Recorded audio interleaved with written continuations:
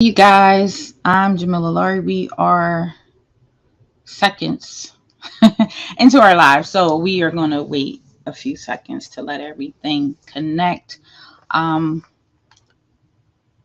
I'm here today to talk standard operating procedures for entrepreneurs. Um, I'm going to get into it. If you're not aware, we are live on YouTube, the business channel. Um, the not so business channel, if you know what that is. Oh, my business consulting on everything: Facebook, LinkedIn, and Instagram. This will also be live on the website after at mybizconsulting.net. So we do have the chat box open. I'll be sipping on coffee. If you want to purchase or contribute to the coffee, there will be buttons on the screen where you could do so if you're on our Fluent channel. So make sure you're following me on Fluent, which is our site where we do more broadcasts. We'll be teaching more just from our private site, so we won't be live streaming on all platforms at all times. I'm Jamila Laurie, your host for today and educator, CEO of My Biz Consulting.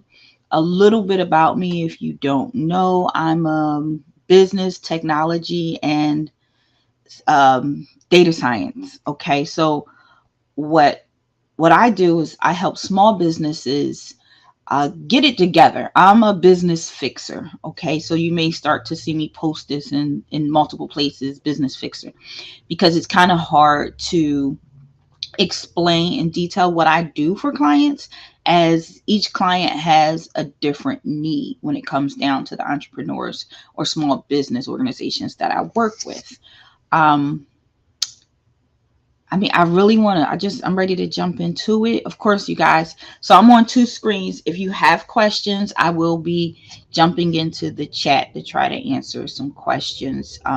So no matter what platform you're on, um, in a perfect world, it will still get to me no matter what on this platform that I'm broadcasting from.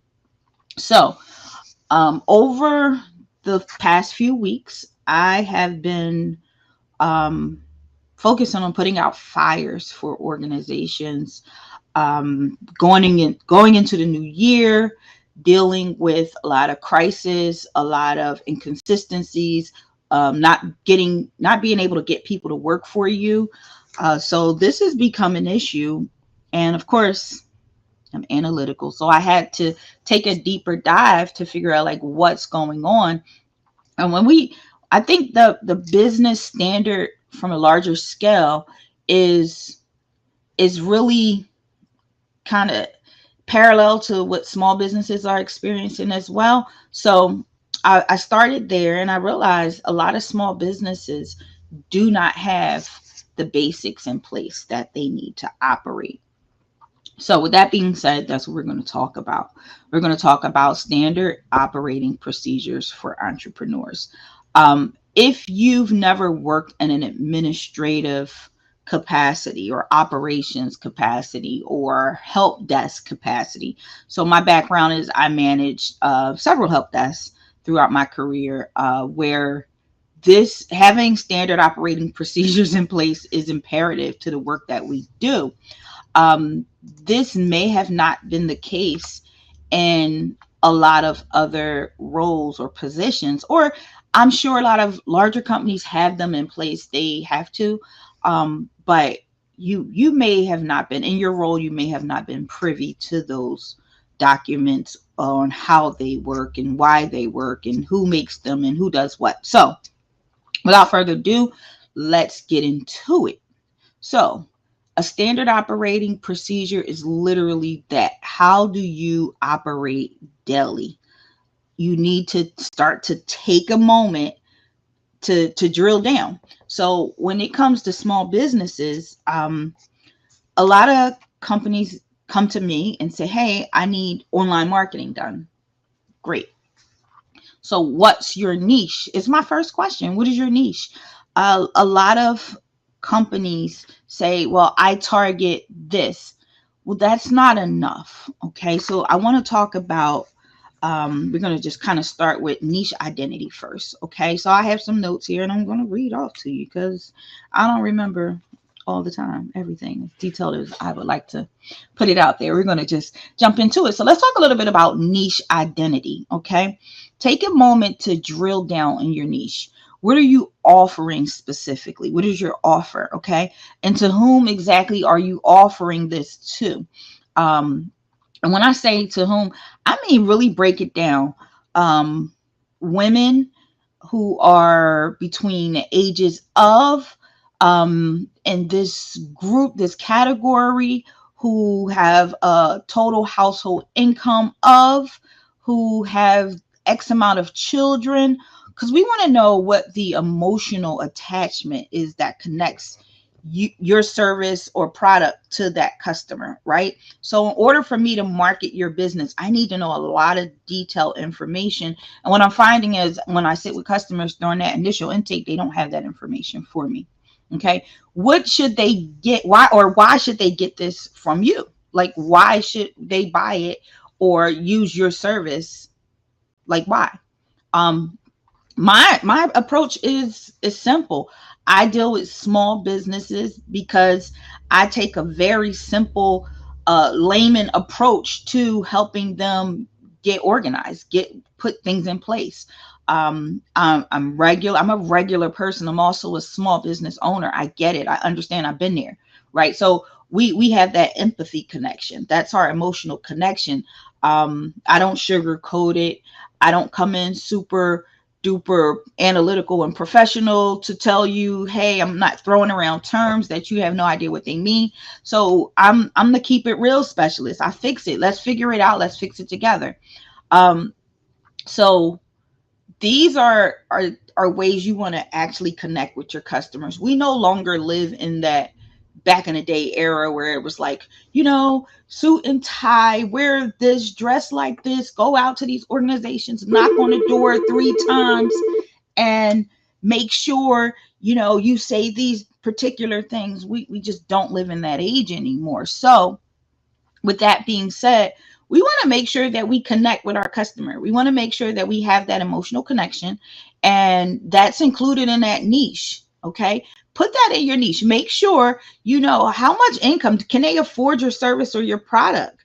Um, where do they live at? What's the demographic in the area in which you're marketing and targeting? What's the zip code? Like, these things are so important, because I think small businesses, when we get started, we want to reach everybody because we're more focused on how much we can make. Stop doing the math on how much you can make. Start doing the math on who your audience is. How do you reach them? How do you target? How do you connect with them? Okay, so that's the marketing standpoint of it, and that's very important to creating your operating procedures as well. Okay, so we want to also talk about assessing your strategies. What are your strategies to reach these customers? And I'm gonna get into the workflow and everything in a second, but you want to also write down what your strategies are. What have you already tried? What are you willing to try? What worked? What didn't work? When did it work? And what can you do to make it better? Which metrics do you need to document and follow for your social media, your Facebook ads, your everything that you're doing? You want to make sure that all of that information is written somewhere, because when someone comes to work for a company, they want to understand these things. Having these things outside of your head helps so much. Okay, especially when you're trying to grow a business. We don't want to just own a business and have a business. We want a business to work for us, right? So meet with your team. I call it brain dumping. We have brain dumps all the time here with our team members, and we try to figure out what strategies work best, what strategies were horrible, what sucks, what we need to get rid of, what we need to put back in place, how much more we need to invest in our strategies. You should be keeping up with all of the changes of social media, all the new algorithms that drop from Google, all of the new algorithms on Facebook and Instagram and YouTube, to make sure that you're keeping up with the Joneses, as I call it. Okay. So That's a lot, right? So we talked about niche identity. We talked about as assessing your strategies, what strategies you have in place. So next, let's jump into the actual workflow. Okay. So this is where I find people are struggling the most, the workflow. Okay. What is your workflow? What's your framework? I ask this and I get the Scooby Doo. They don't know.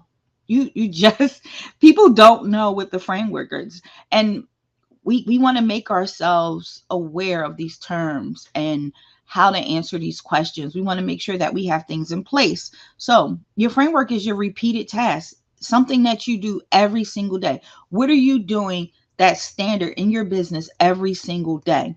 You need to write that down. How can we streamline or automate that process? Because now it's time to take work off of you.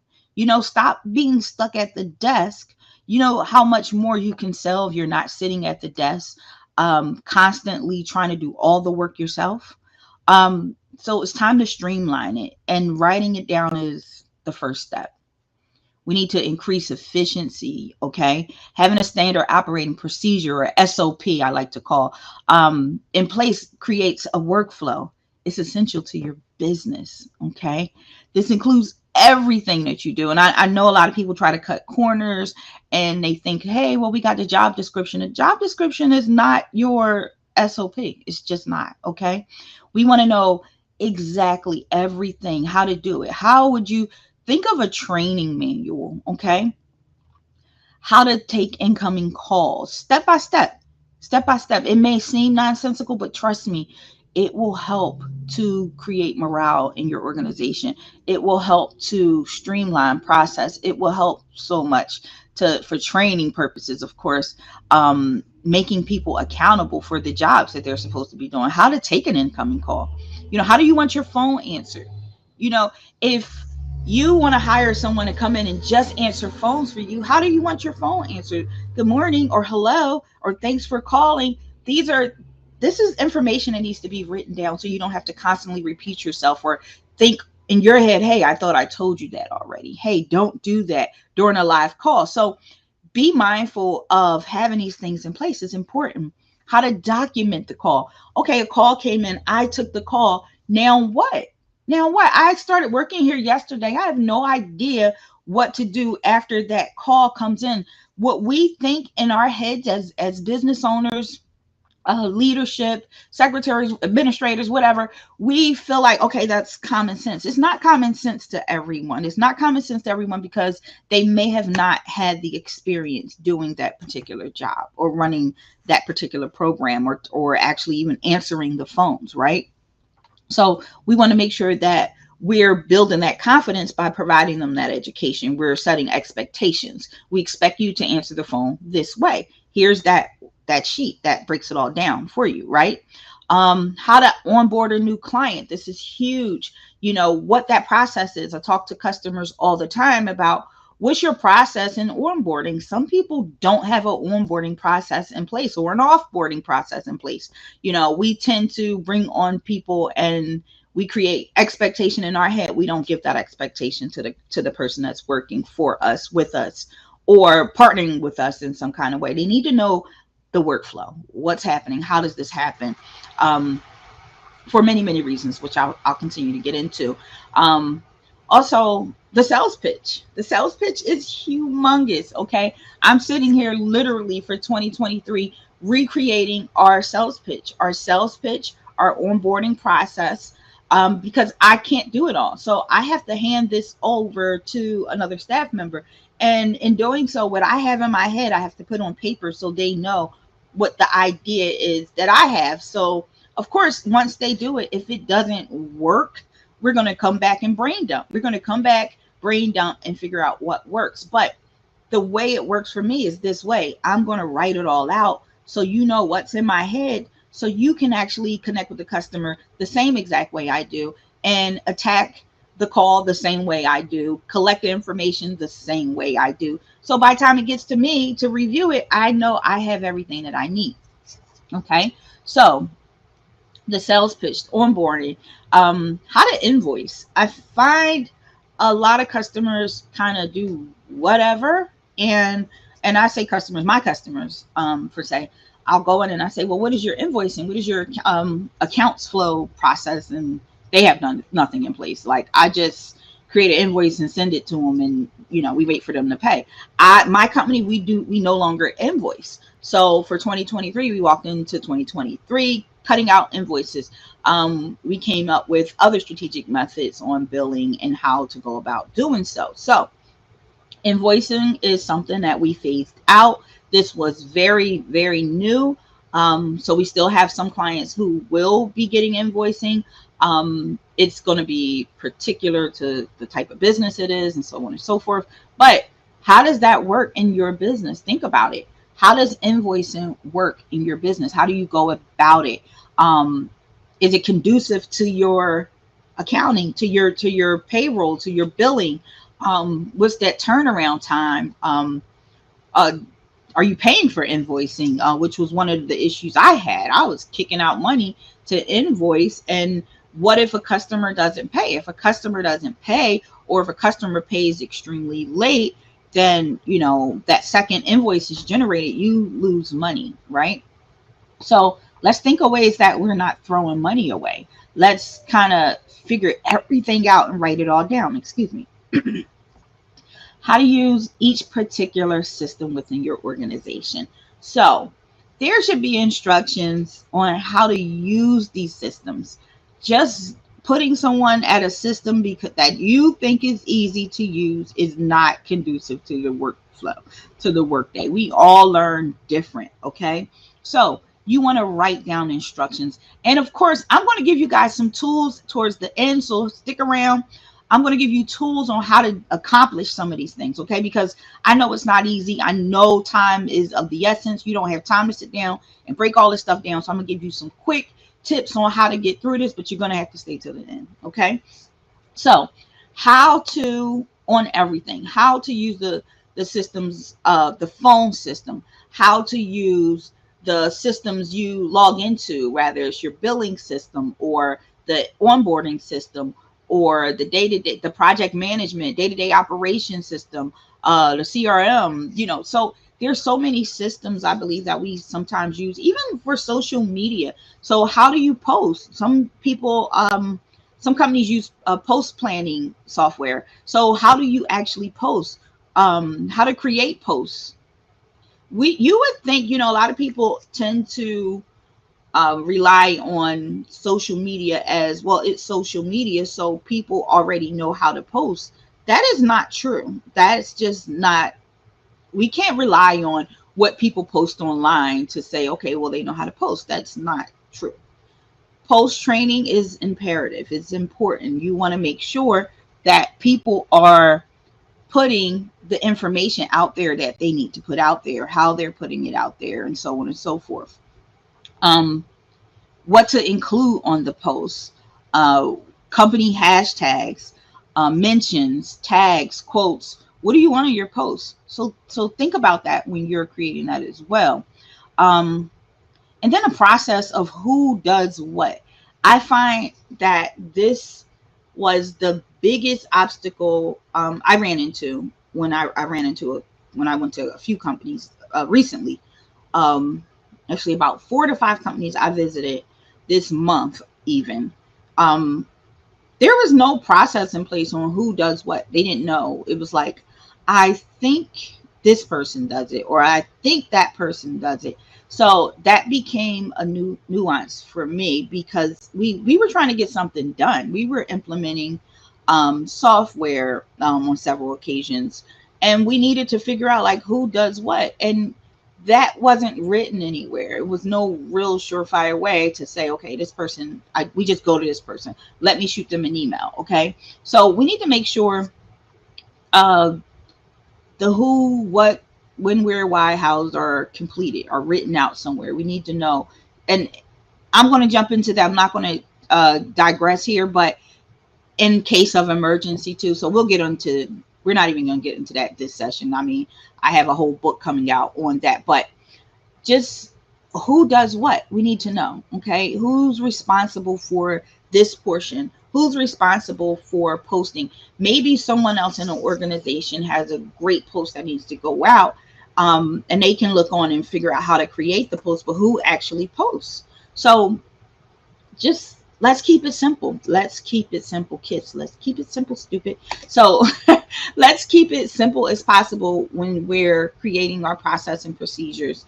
We know this doesn't have to be overthought. In a new book, I will be offering templates on how to do this. And again, towards the end of this webinar, workshop, tutorial, whatever you want to call it, this live, I will be giving you some tools that you can use, some tools that I personally use within my organization. Let me take a sip of coffee here. So scalability, we're all here to grow, right? We don't want to just start our business and keep it in the same place year after year after year after year after year. We have to scale. So creating a standardized workflow helps you to scale. You know, having that workflow in place helps you to say, you know, put your process in place. This is how it works. If you walk into my organization, I can tell you this is how, from the sales call to the follow-up process to the client onboarding, how do we handle deadlines, milestones, metrics. Believe it or not, having this in place will help you to hire and keep new staff, right? So if you're having a problem with staff overturning constantly, they'll come work for you for a short period of time and then they'll leave and you're like, I wonder why they left, or they must have found something else. It's not always the money. A lot of times it's the aggravation that they have to put up with because they're there because you have nothing in order. You have no process and procedures in order. A lot of people who've worked in corporate environments come from a place of process and procedure. So when they get to your small business, as excited as they are to work there and help to grow, they want to see some kind of process in place. They want to see some procedures. They want to know what they're supposed to be doing. We cannot assume that when we hire someone because they have this background or this experience that they know how we want it done. Okay. So let's stop assuming. Let's stop assuming. We definitely had a client who just said, hey, people keep quitting. And I'm like, you have no process in place. You're all over the place. No one's going to work for you.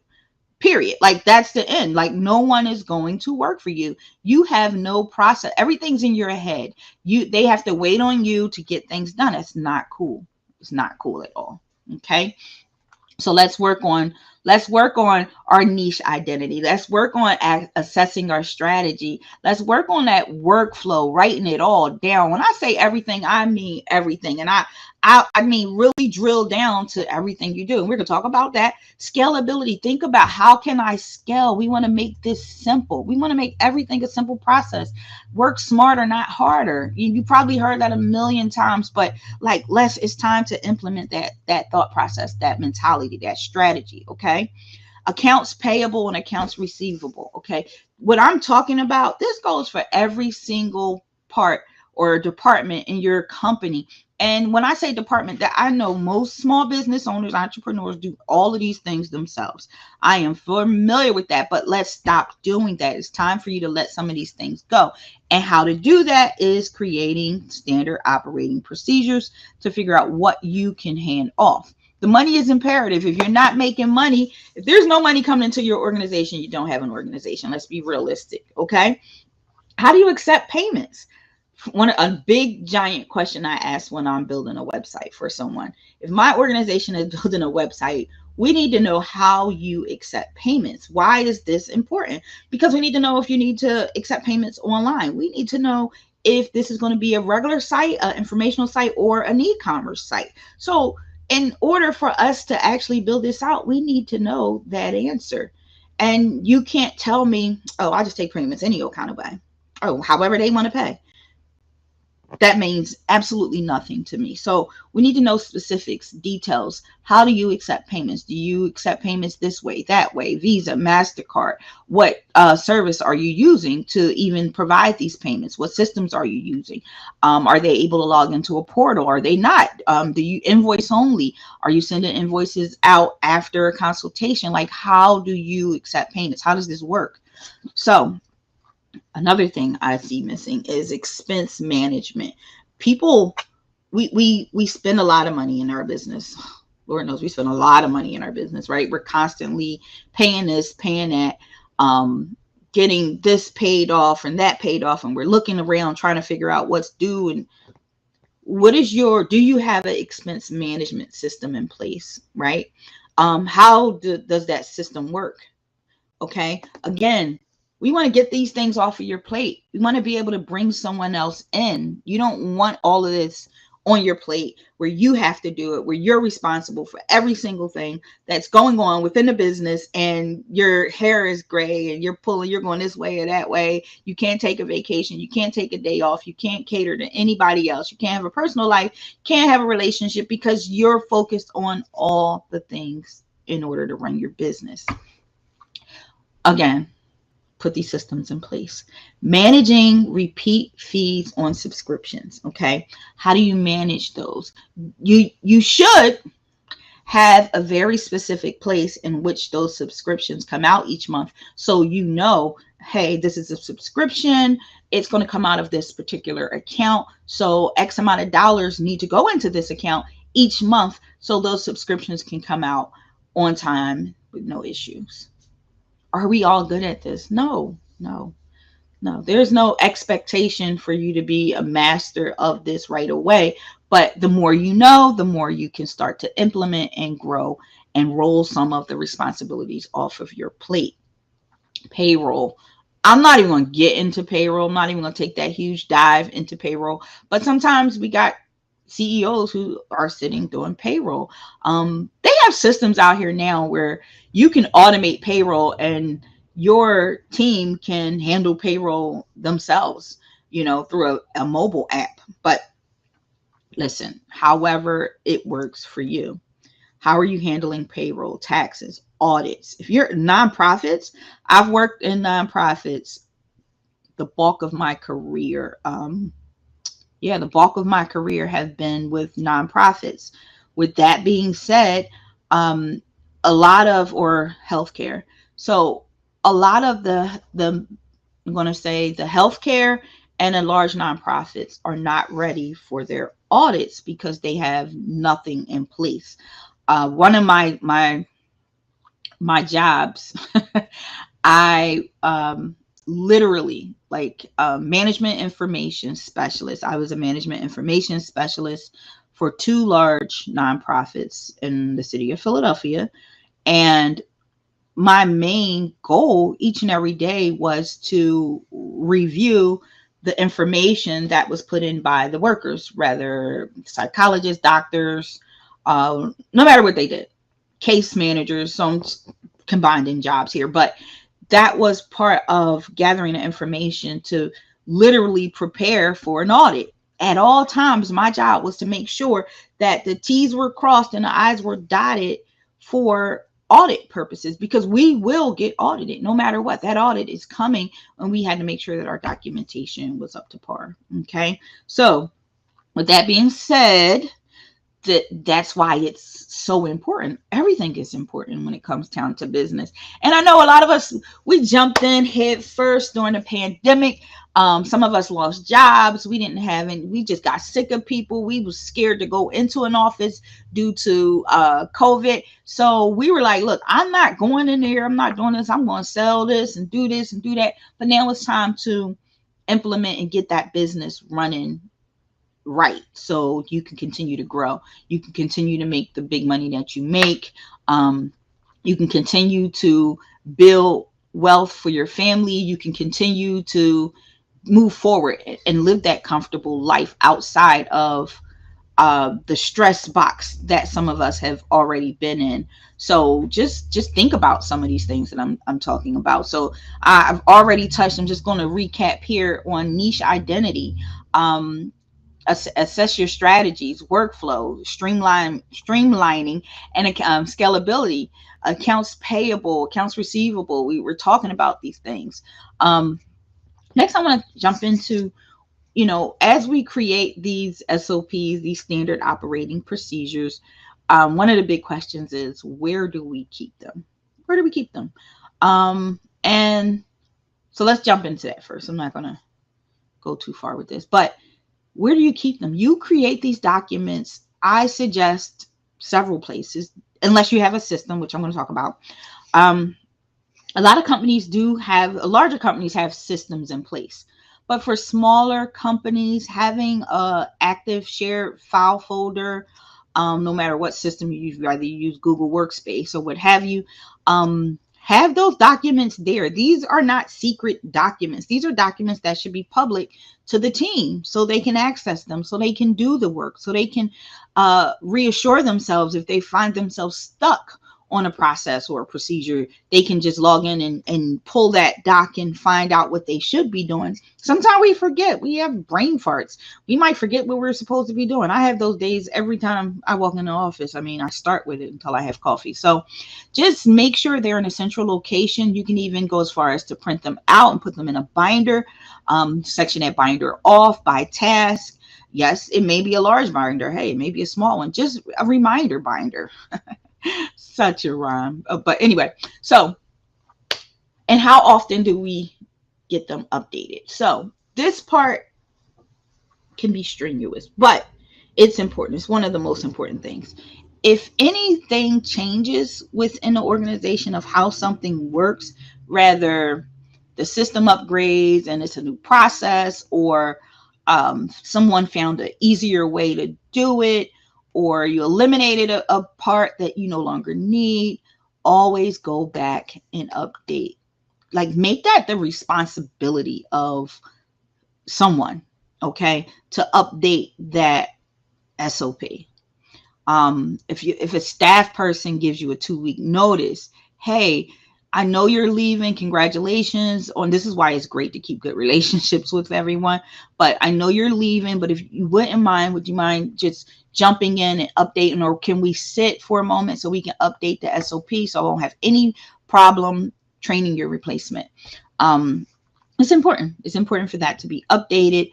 In the event someone, I hate to say this, but I've been in positions where we've lost staff or coworkers, and we had to figure out what they did. So there was no calling them at home or calling them or figuring out what they did from, memory, because they were gone, unfortunately.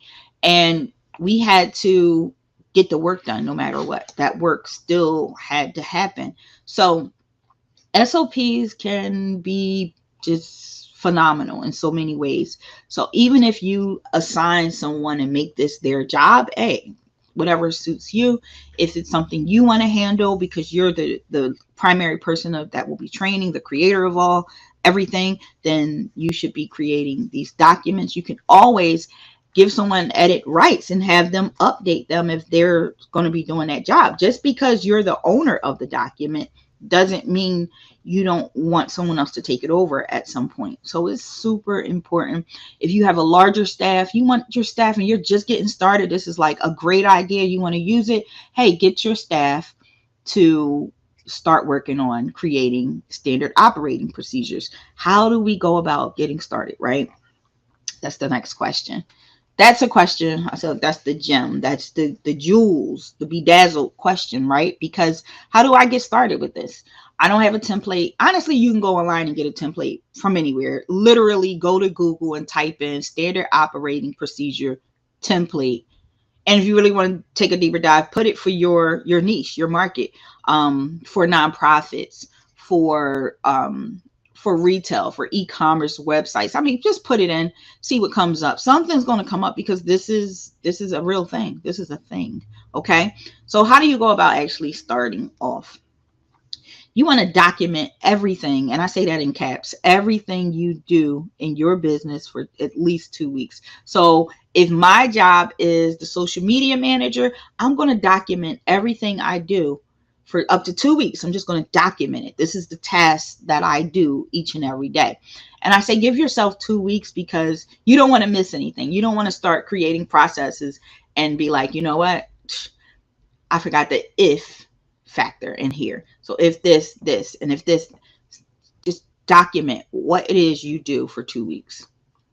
Document how much time you spend on certain tasks. How much time does it take me to do this? Now, this may seem tedious, but it's worth it in the long run. Trust me. Break down this time in 10-minute increments each and every day. How much time do I spend on doing on a phone call each and every day? Quick story.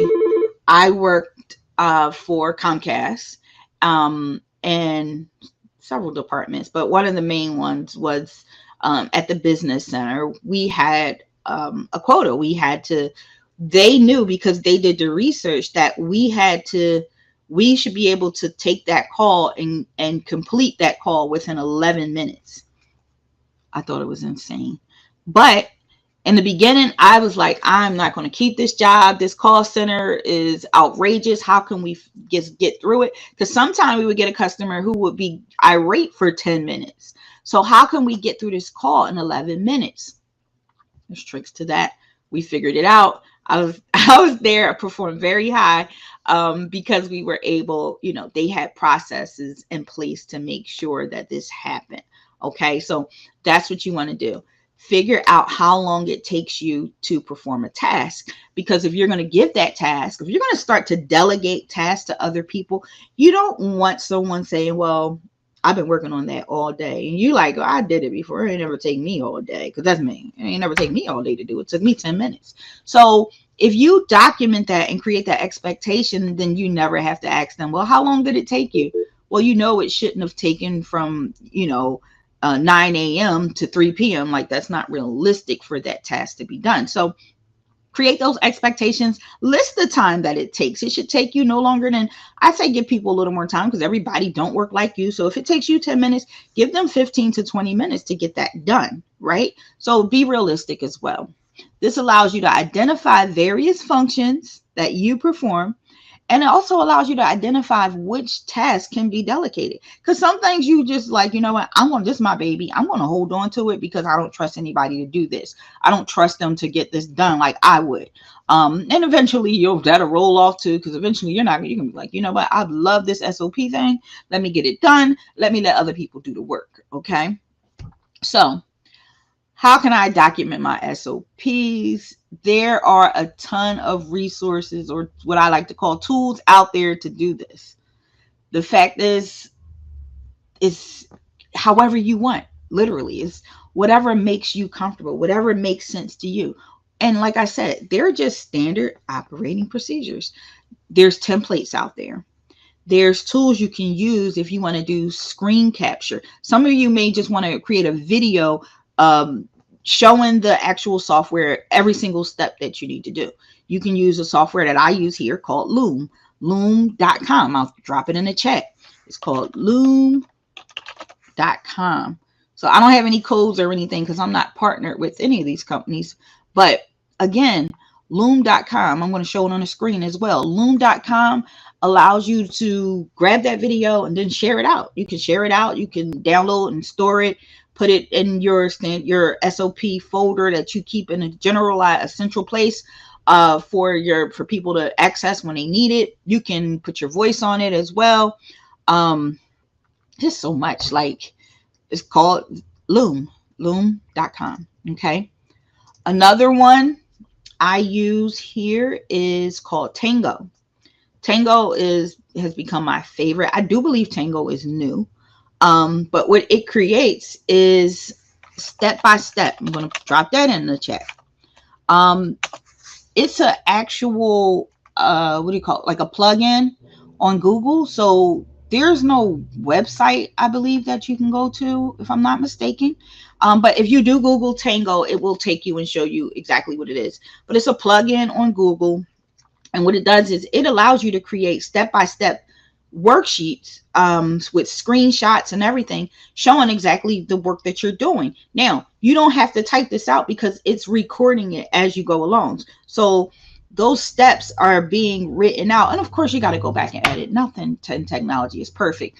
But in most cases, they're going to capture every single thing that you do. And now you read over it. And now you have a document showing your standard operating procedure for that particular task, right? So that SOP is in place. Boom, you can continue to move. So how much simpler can we get here? Okay, so the last one that I'm going to talk about is Trainual. Okay, Trainual.com. Again, I will add that. So we got Tango, which is a Google plugin. And then we have Trainual. Okay. Trainual, make sure I'm spelling it right. Trainual.com. Okay. Trainual does cost.